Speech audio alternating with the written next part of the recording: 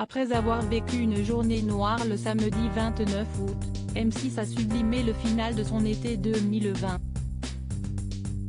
Et cela a été particulièrement le cas sur la cible commerciale. Sur cette dernière, elle a signé un lundi 31 août à 18,5%, lui permettant de se positionner devant TF1 17. 9% du public. Face aux 12 coups de midi et le Tour de France, la 6 a su tirer son épingle du jeu à l'heure du déjeuner. L'épisode de Desperate Housewives, baptisé Un choix impossible, a été plébiscité par 11,5% des femmes de moins de 50 ans responsables des achats. L'occasion pour M6 de se positionner deuxième chaîne nationale derrière TF1. En début d'après-midi, elle a supplanté sa concurrente directe grâce à une offre fiction.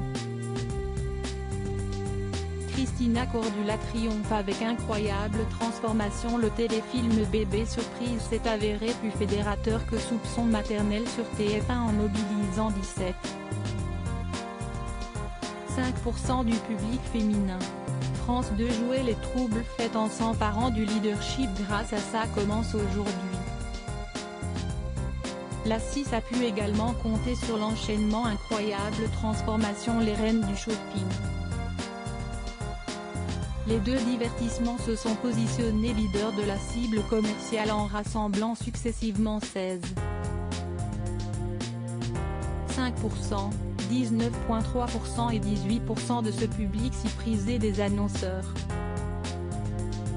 En access prime time, M6 était toujours devant TF1 grâce à Tous en cuisine.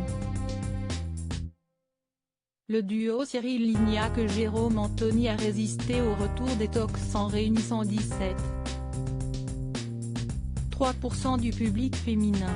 Toujours dans ce carrefour stratégique, la 6 a régné en maître sur les femmes de moins de 50 ans responsables des achats avec le 19,45 et scènes de ménage.